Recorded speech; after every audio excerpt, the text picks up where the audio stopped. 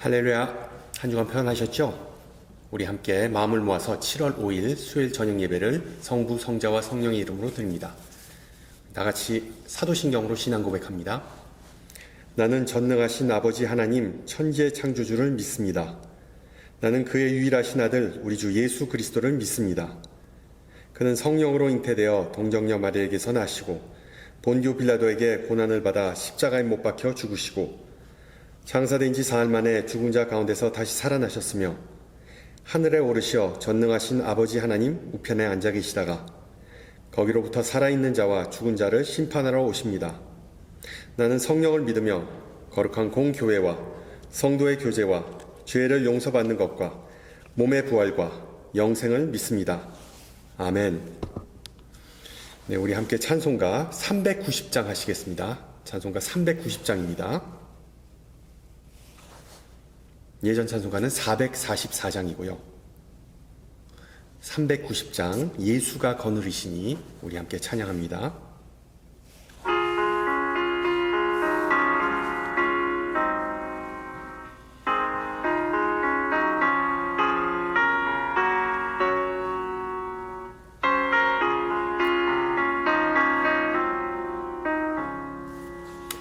예수가 거느리시니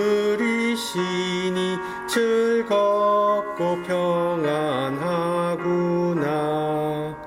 주야의 자고 깨는 것 예수가 거느리시네.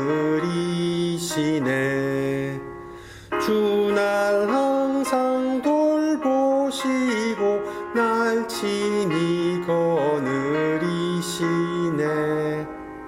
주날 항상 돌보시고 날 친히 거느리시네. 때때로 괴로움 당하면 때때로 기쁨 누리네. 풍파 중에 지키시고 평안히 인도하시네. 주날 항상 돌보시고 날 친히 거느리시네. 주날 항상 돌보시고 날 친히 거느리시네.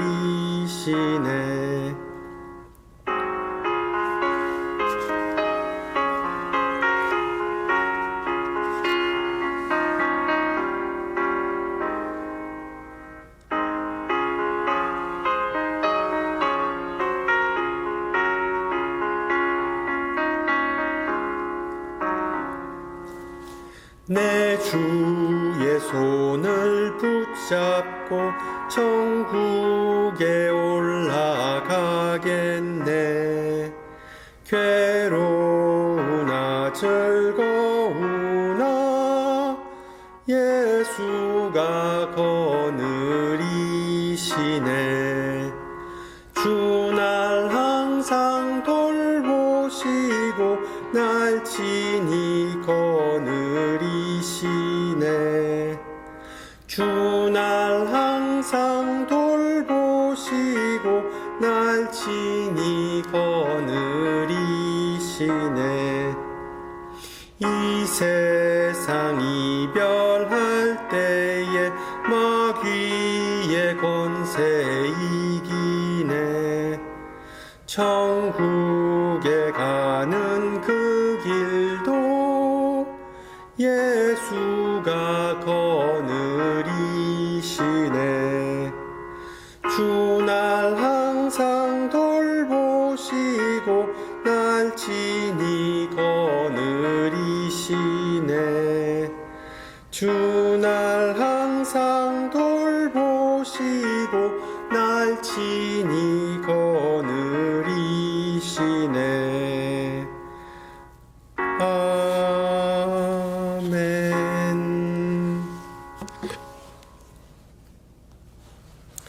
네, 하나님께서 오늘 저녁 우리에게 주신 말씀 창세기 12장 1절에서 9절입니다.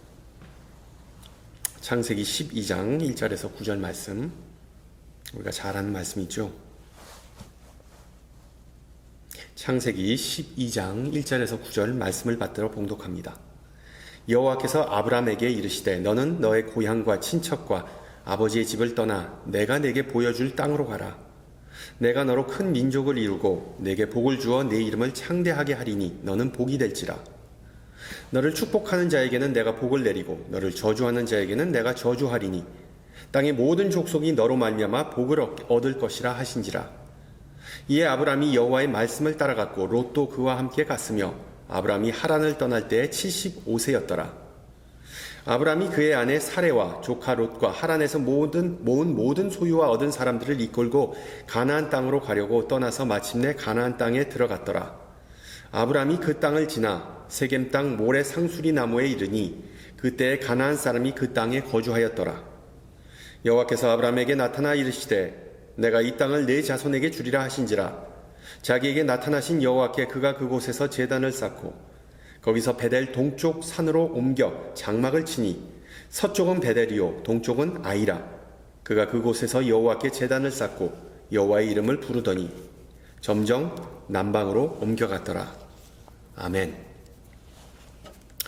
오늘부로 신앙 여정에 관한 설교 시리즈를 마무리 짓도록 하겠습니다. 비록 이번 설교 시리즈는 끝나지만 우리의 신앙 여정은 여전히 진행형입니다. 늘 성령님께서 주시는 지혜와 용기와 인내심을 가지고 예수님과 동행하는 삶을 사시기를 기원합니다. 지난 몇 주 동안 신앙 여정이 언제 끝나는지를 우리가 살펴보았죠. 우리의 나그네 삶이 끝나는 시점은 바로 우리가 숨을 거두고 하늘나라라는 영적 본향에 들어가는 때입니다. 그리고 이것에 대해 요한계시록은 우리가 하나님의 얼굴을 직접 배울 때로 묘사하고 있습니다. 그렇다면 우리의 신앙 여정이 언제 시작하였는가에 대해 바로 우리가 회개하고 예수님을 영접하고 주님을 따르겠다고 다짐한 그 순간이겠죠. 보통 그 순간은 세례를 받은 때와 맞물립니다. 그렇습니다. 유아이든 어른이든 세례는 예수님의 제자로 새로운 여정을 시작하는 알리는 놀라운 일생일대의 사건입니다. 그러므로 세례는 인생의 그 어느 시점에서도 받을 수 있고 특히 어른이 되어서 세례를 받으면 그 사건이 더 선명하게 기억에 남곤 합니다. 그러나 요즘 많은 신앙인은 거의 유아 세례를 받습니다. 아기였을 때 세례를 받게 되죠. 따라서 자신이 언제 예수님을 따르기로 결심하였는지를 기억하는 사람이 거의 없습니다. 그러나 세례는 인간이 아닌 하나님께서 베푸시는 은총의 수단이기 때문에 그 사건을 기억하게 해주는 몇 가지의 방법도 또한 존재합니다. 우선 우리가 잘 아는 입교식이 있죠. 어렸을 때 받은 세례를 기억하지 못하면 이제 청소년이 돼서 그것을 다시 다짐하는 입교식이 있습니다. 그리고 감리교단 같은 곳에서는 세례갱신 예배 또는 언약갱신 예배라는 것을 가끔 드립니다. 즉 유아 세례를 받은 교인들에게 세례의 의미와 그리고 다짐을 새롭게 일깨워주는 그런 좋은 취지를 가진 예배입니다. 그러나 아기가 나중에 커서 자기가 어렸을 때 받은 세례식 영상을 그 비디오를 직접 보는 것 또한 큰 감동이 될 수 있겠죠. 제가 과거에 봤던 어느 유아 세례 영상에서 집례자가 했던 말이 상당히 인상 깊었습니다. 아기에게 이렇게 세례를 준 후에 모인 모든 회중에게 큰 소리로 다음과 같은 축복의 말을 전했습니다. 사랑하는 자매야, 일평생 걷게 될 여정의 시작을 알리는 이 세례를 통해 너를 환영한단다. 이것은 끝이 아니라 하나님께서 너의 인생을 통해 역사하시는 시작이란다. 하나님께서 너를 어떻게 하실지 우리는 모른단다. 하나님께서 너를 어디로 인도하실지 우리는 모른단다. 그러나 우리는 이 사실을 알고 선포할 뿐이다. 하나님은 너와 함께 하신단다. 오늘 부른 찬송의 가사처럼 주님은 우리를 돌보시고 인도하시는 분이십니다. 우리가 여태까지 살아온 길을 되돌아보면 우리 스스로 결정하고 살아온 것처럼 보이지만 결국 모든 것은 다 하나님의 보호하심과 섭리하심 가운데 이루어졌다는 사실을 깨닫곤 하지요. 그렇습니다. 우리를 움직이시는 분은 바로 주님이십니다. 그래서 어떤 면에서 내 인생 여정이 어느 시점에 도달했느냐 보다 나와 하나님의 관계가 지금 어떤 상태인가가 더 중요한 법입니다. 하나님께서 당신과 함께 하신다. 수도 없이 들었고 진부한 표현일 수도 있지만 이 확신이야말로, 이 선언이야말로 신앙 여정에서 가장 중요한 원동력임을 기억하시기 바랍니다. 성경에 나오는 많은 위인은 하나님과 밀접한 관계를 맺었는데 그들의 공통점은 한 자리에 머물지 않고 꾸준히 이동하였다는 것입니다. 즉 옛 삶, 옛 터전을 고수하면서 하나님을 만나기란 쉽지 않았기 때문이죠. 많은 신앙의 위인들은 소위 말하는 신앙의 도약을 한 사람들이었습니다. 신앙의 도약. 즉 신앙은 길을 걸으면서 여행하면서 발전하거나 발견되는 경우가 많습니다.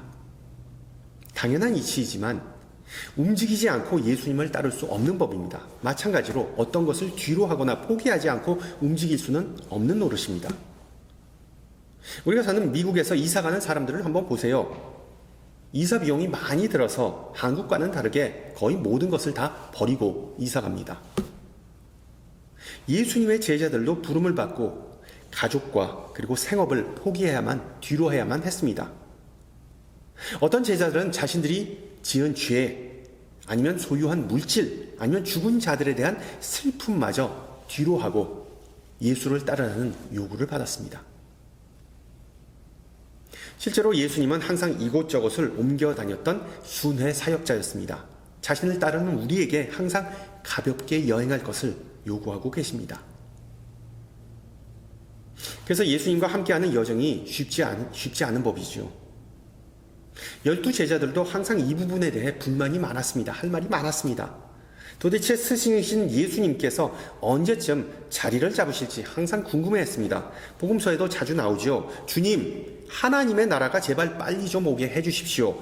이거 바꾸어 말하면 정처 없이 사는 것이 힘들었다는 그런 하소연입니다.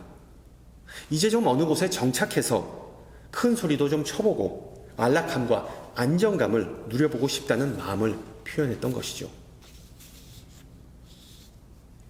12 제자나 유아 세례를 받는 아기처럼 우리 신앙인은 예수님께서 지금 우리의 발걸음을 어디로 인도하시는지 정확히 알 수는 없습니다.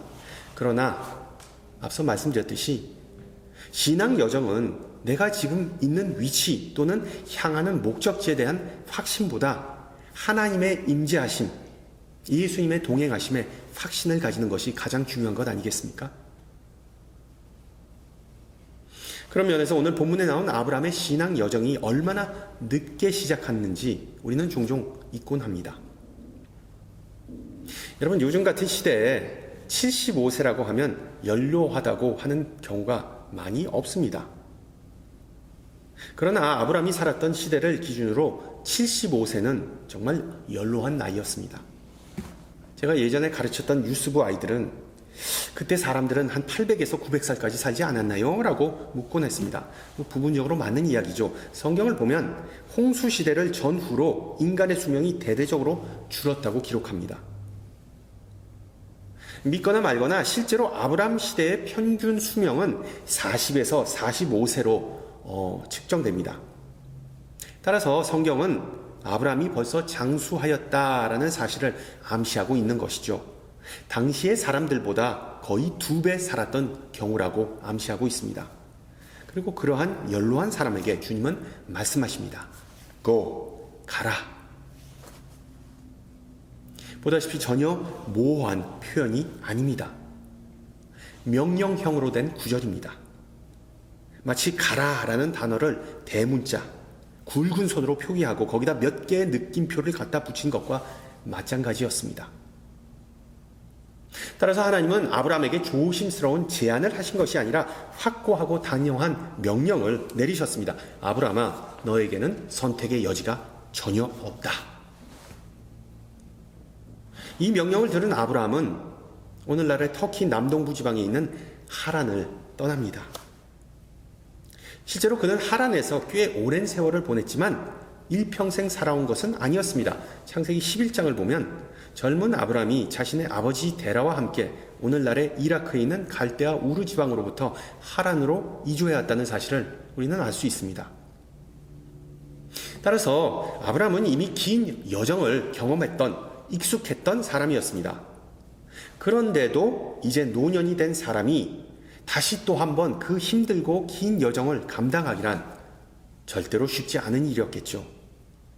당시 사람들은 보통 걸어서 아니면 재력이 있으면 낙타를 타거나 우마차를 타고 여행했기 때문입니다. 또한 노년의 아브라함은 여전히 족장이라는 신분을 가지고 있었습니다. 따라서 하나님께서 지금 그에게 요구하시는 여정은 마치 은퇴하고 타주로 이주하는 것과는 거리가 멀었습니다. 은퇴해야 할 나이가 된 아브라함이 다시 한번 이사를 하게 됐다는 사실은 자신도 전혀 예상하지 못했던 바였습니다. 더 나아가 하나님은 아브라함에게 목적지에 대한 일말의 언급조차 하지 않으셨습니다. 하나님은 단지 명령만을 내리십니다. 내가 내게 보여줄 땅으로 가라. 여러분, 말이 안 되죠. 목적지를 모르고 이사나 여행을 과연 할 수 있겠습니까? 또한 아브라함의 아내 사레에 대해서도 좀 한번 생각해 봅시다. 사레는 과연 무슨 생각을 하였을까요? 인생의 중요한 결정을 내리는데 인생의 동반자, 조강지처와 상의하지도 않는다는 것 또한 말이 되지 않습니다. 그러나 때가 되었을 때 사레는 아브라함이 수십 년 동안 모아온 소유물과 사람들, 즉 하인들과 함께 그냥 길을 떠났다고 성경은 설명합니다. 물론 나중에 가서 이 사레의 역할은 비중 있게 다뤄지죠. 나중에 창세기 17장에서 하나님은 아브라함과 새 언약을 맺으시고 아브라함은 아브라함 그리고 사레는 사라로 계명해 주십니다. 또한 여호와 하나님은 아브라함이 아기를 갖게 되리라고 약속하십니다. 이 놀라운 소식을 들은 사라는 속으로 웃었다고 성경은 기록합니다. 생리가 끊어진 할머니가 그런 반응을 보이는 것이 어찌 보면 당연한 일이었죠. 그러나 알다시피 하나님은 사라의 비웃음을 다 감지하시고 물으십니다. 너 왜 웃었니? 너 왜 웃었니? 그러자 사라는 자신이 경솔했다는 사실을 알아차리고 곧바로 잡아떼죠. 저 안 웃었는데요? 저 안 웃었는데요?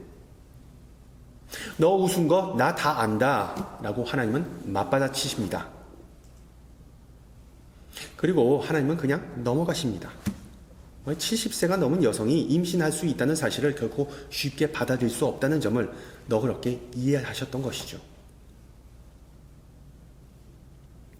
자, 결과적으로 아브라함과 사라의 이야기는 성경에 기록된 가장 위대한 여정 중에 하나로 손꼽힙니다. 물론 그 이후로 인생은 여정이다라는 주제는, 그 이미지는 시대와 문화를 막론하고 수많은 작가와 예술가들에게 영감을 불어준 것을 우리는 알 수 있습니다. 예를 들어 고대 헬라 시대의 시인 호머는 트로이 전쟁의 영웅 오디세우스가 전쟁을 마치고 고향으로 돌아오는 20년간의 여정을 그린 오디세이라는 걸작을 남겼습니다. 르네상스에 이르러서 가장 위대한 기독교 소설 중에 하나로 손꼽히는 철로 역정을 존 버니언이 집필하였습니다. 또한 20세기에 들어와서는 미국의 문호 마크 트웨인이 허클베리 핀의 모험이라는 명작을 남겼습니다. 주인공이 뗏목을 타고 미시시피 강을 여행한다는 그런 내용입니다. 그러나 이런 주인공들과는 다르게 오늘 본문에 나온 노부부가 길고도 험난한 여정을 다시 떠나게 되는 이유는 자기 자신들만을 위해서가 아니라 타인을 위해, 세상을 위해, 많은 민족을 위해, 즉 우리 모두를 위해서였습니다. 여러분 알다시피 아브라함과 사라는 믿음의 조상이 되기 위해 본토 아비집을 떠난 것입니다. 더 중요한 점은 그들이 하란을 떠나 미지의 땅으로 이주하게 된 것 가장 큰 이유는 바로 소명, 즉 하나님께서 그들을 부르셨기 때문이었습니다. 즉 아브라함은 하나님의 부르심에 순종하고 하나님을 섬기기 위해 여정을 떠난 것입니다. 부르심과 섬김, 어떻게 보면 이 두 가지 이유는 서로 연결되었다고 볼 수 있죠. 작용, 반작용, 또는 인과관계, 원인과 결과.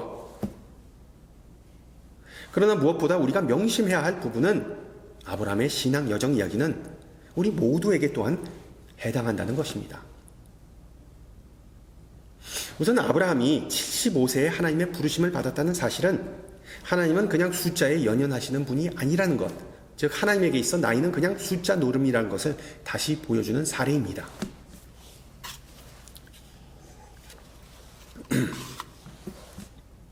보통 소명이라고 하면 가장 먼저 떠오르는 이미지는 바로 신학교와 신학생들입니다. 저는 한국에서 신학교를 졸업하고 공부를 계속하고자 미국 신학교에 입학했을 때 college, 즉 학부를 갓 졸업한 친구들과 함께 수학하리라고 생각했습니다. 그런데 수업에 들어간 첫날 왜 이렇게 나이 든 사람들이 많은 걸까라는 생각이 들었습니다. 퇴역 군인, 싱글맨, 아니면 의사, 중소기업 사장과 같은 정말 다양한 사람들을 만나서 참 신기했습니다. 제 편견이자 오판이었던 셈이죠. 저는 그때 하나님은 아직도 배경과 나이를 불문하고 사람들을 부르신다는 사실을 깨달았습니다. 실제로 우리 가운데는 많은 아브라함과 사라가 존재하고 있습니다. 어찌 보면 하나님의 소명에 대한 우리의 이해는 상당히 제한적이고 인간적이라고 볼 수밖에 없습니다. 소명에 대해 가장 통찰력 있는 견해를 제공한 이는 바로 종교개혁자 마틴 루터였습니다. 마틴 루터. 그는 모든 인간은 삶의 세 영역에 관해 하나님으로부터 소명을, 부름을 받았다고 주장하였습니다. 즉 가정, 교회, 그리고 국가가 바로 그것입니다. 자, 무슨 말인가 하면 인간에게는 열심히 일해서 가정을 부양해야 하는, 가정에 이바지해야 하는 그런 의무가 주어졌죠. 그렇다고 은퇴하거나 아니면 실직하거나 아니면 큰 유산을 상속받아서 일하지 않거나 일하지 못하는 사람에게는 아무런 소명이나 의무가 없다는 것 또한 아니라고 그는 지적합니다. 왜? 가정에서 남편, 어머니, 자녀로서 자기가 해야 할 일이 분명히 있기 때문이죠. 또한 경제적인 능력이 없거나 아니면 경제적인 활동을 하지 않거나 돈을 벌지 못하거나 일하지 않는다고 교회 내에서 아무런 의무가, 소명이 없는 것 또한 아닙니다. 왜? 모든 교인은, 모든 그리스도인은 복음을 전해야 할 소명을 받았기 때문이죠. 마지막으로 모든 사람은 국가를 섬기기 위해 부름을 받았다라고 루터는 말합니다. 예를 들어 한국에서는 국민의 4대 의무, 즉 국방, 납세, 교육, 그리고 근로의 의무가 존재하죠. 미국도 얼추 비슷합니다. 요점은 우리 그리스도인들에게 있어 소명은 sacred과 secular, 즉 성과 속으로 구분해서는 안 된다는 것입니다. 귀한 소명 또는 별 볼 일 없는 소명이 있지 않다는 것이죠. 지난 VBS 때 많은 부모님이 와서 봉사하고 섬기셔서 참 좋았습니다. 참 감사했습니다. 아마도 긴 팬데믹 동안 교회에 함께 모여 봉사할 기회가 거의 없었기 때문에 정말 섬기고 헌신하고자 하는 마음이 간절했던 것 같기도 했습니다. 보통 교회 내에 섬김과 봉사에 있어 사람이 부족하다라는 말을 여러분 들어보셨을 겁니다. 사람이 부족하다, 사람이 없다. 특히 오랫동안 헌신하신 분들은 이런 의견이 참 분분합니다. 왜 맨날 똑같은 사람만 봉사하는 것이냐? 왜 좀 새로운 사람이 와서 도울 수 없는 것이냐? 등등. 이런 견해는 분명히 일리가 있습니다. 여러분 미국 교회나 한국 교회나 봉사에 관해, 섬김에 관해 똑같이 적용되는 8대2의 법칙을 여러분 들어보셨는지요? 즉 회 중에 20에서 기껏해야 25%만 열심히 교회 일에 섬기고 인볼브하고 나머지는 그냥 대충 하거나 아니면 방관한다는 그런 법칙입니다. 그러나 오늘 아브라함과 사라의 이야기를 통해 우리는 그런 법칙이나 또한 질문이 실제로 잘못된 것임을 깨달을 수 있습니다. 여러분, 교회는 예전에도 들어보셨겠지만 어떤 무슨 시민단체나 자선단체가 아닙니다. 자발적으로 섬기고자 하는 사람들의 모임이 아닙니다. 교회는 하나님의 부르심을 받은 이들의 모임입니다. 따라서 교회 내에서 헌신할 자원봉사자를 구한다는 것 그 자체가, 그 전제가 잘못된 것입니다. 사역과 헌신과 봉사는 결코 사람들에게 자신의 귀중한 시간을 포기하고 가치 있는 일을 하라고 푸시하거나 꼬시는 것이 결코 아니기 때문이죠. 그래서 우리가 좀 질문을 바꿔서 해야 합니다. 즉, 누군가가 이 선한 일을 해야만 하는데 제가 생각하기에 하나님은 아무개 형제 또는 아무개 자매를 부르시는 것 같습니다.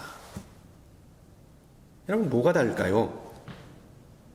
봉사 그 자체 아니면 봉사하고자 하는 사람에게 초점을 맞추는 것이 아니라 하나님에게, 소명을 주시는 하나님에게 맞춘다는 것이 중요합니다. 예부터 항상 들어왔던 말이죠. 사람들의 시선이 아니라 하나님을 위해 교회 일을 하는 것이다. 하나님을 기쁘게 하고 하나님께 영광 돌리기 위해 섬기는 것이다. 여러분, 자기 마음이 흥해서가 아니라 막 뜨거워서가 아니라 하나님의 부르심에 단순히 응답하여서 섬기는 것만큼 가치 있는 것이 이 세상에 없다는 것을 믿으시기를 바랍니다. 수많은 그리스도 제자들의 인생 이야기가 그것을 증명해 주지 않습니까? 그리고 그 소명, 그 부르심은 보통 다음과 같이 시작합니다. 귀가 아닌 마음에 들리는 소리. 어찌 보면 눈에 티끌이 들어간 것 같기도 하고 신발에 모래가 들어간 듯한 느낌이기도 합니다. 즉 쉽게 떨쳐버릴 수 없는 생각이 계속해서 신경 쓰게 만드는 것이죠. 저 같은 경우에는 그 길이야, 그 길이다 라는 짧지만 강력한 울림이었습니다. 그냥 무시하고 신경 쓰지 않고자 하지만 그 울림은 마음속에 계속 메아리칩니다. 그리고 예레미야 선지자는 그 울림을 나의 마음이 불붙는 것 같아서 골수에 사무치니 답답하여 견딜 수 없다라고 묘사합니다.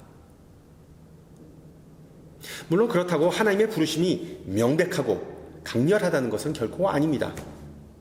일반적으로 고요한 속삭임과도 같습니다. 여러분 생각해 보세요.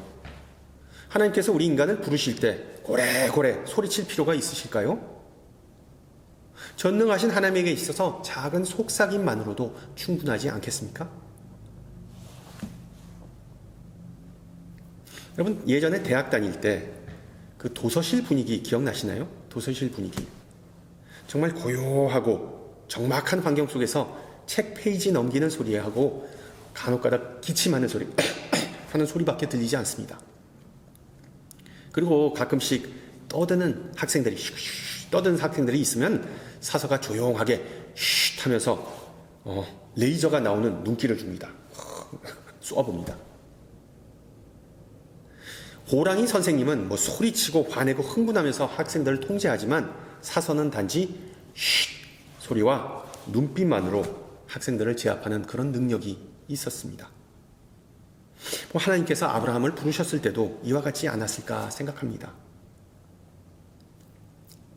아브라함에게 가라라는 말씀은 무슨 경적과 같은 시끄러운 소리가 아니라 영혼 깊은 곳에서 울려 퍼지는 속삭임과 같았겠죠. 기독교 영성작가 헨리 나우에는 그런 속삭임을 이새의 뿌리에서 난 새싹으로 묘사합니다. 즉 예수님은 수많은 소음과 어떤 거짓과 공약이 난무한 세상 속에서 태어나셨지만 눈에 잘 띄지 않는 그루터기에 난 조그만 새싹과 같이 숨겨진 상태로 이 세상에 오셨다고 그는 묘사합니다. 성도 여러분, 하나님은 이미 오래전부터 우리를 부르고 계셨습니다. 문제는 우리가 큰 나무만을 기대하고 나무만을 바라보고 있었지 그루터기에 난 조그만 새싹에는 전혀 신경을 쓰지 않았다는 것이죠. 낮고 하찮아 보이고 그리고 아무도 신경 쓰지 않는 그런 일과 사역, 부르심의 소리에는 우리가 주목을 하지 않았다는 것입니다. 실제로 하나님은 우리에게 끊임없이 속삭이시면서 함께 일 좀 해보자고 초대하시는 분입니다. 그런데 우리는 저요? 잘못 짚으신 것 같은데요. wrong address 라는 유혹에 빠지기 십상입니다. 소명이란 목사, 선교사 또는 교회 직분자들에게 국한된 것이 아닙니다. 소명은 우리가 생각했던 것보다 훨씬 더 광범위하게 주어진 하나님의 선물입니다. 마지막으로 소명을 듣고 순종한 아브라함은 약속의 완성을 보지 못하고 죽었다는 사실을 우리는 반드시 기억해야만 합니다. 그를 통해 하나님께서 약속하신 대로 큰 민족이 생기고 그가 축복이 되고 땅이 주어지고 자신의 이름이 위대해지는 모습을 그는 결코 목격하지 못하고 숨을 거두었습니다. 그러나 아브라함은 단지 소명, 그 말씀에 순종하였고 하나님을 믿었습니다. 나중에 가서 히브리서 저자는 그런 믿음을 이렇게 묘사하죠. 믿음은 바라는 것들의 실상이요 보이지 않는 것들의 증거니라. 하나님께서 주신 약속 가운데 아브라함은 도대체 무엇을 본 것일까요? 하나님의 신실하심에 관한 실상이자 증거를 그는 보았습니다. 물론 그것은 오직 우리가 하나님에게 눈을 돌리고 믿음으로 하나님의 말씀을 바라볼 때 가능해집니다. 그러한 마음가짐, 결단을 통해 아브라함은 미지의 영역으로 나갈 힘과 마음을 얻게 된 것이죠. 그리고 성경에 나온 이스라엘의 역사를 살펴보면 하나님의 약속은 절대로 실패하지 않고 반드시 성취된다는 사실을 우리는 알 수 있습니다. 바로 그런 하나님께서 우리에게 지금도 약속을 주십니다. 그런 하나님께서 우리를 지금도 부르십니다. 여러분, 그 부름이 지금 들리시는지요? 하나님의 부르심이 여전히 안 들린다면 나의 욕심과 아집을 좀 내려놓고 정결한 마음을 달라고 성령님께 간구하시기 바랍니다.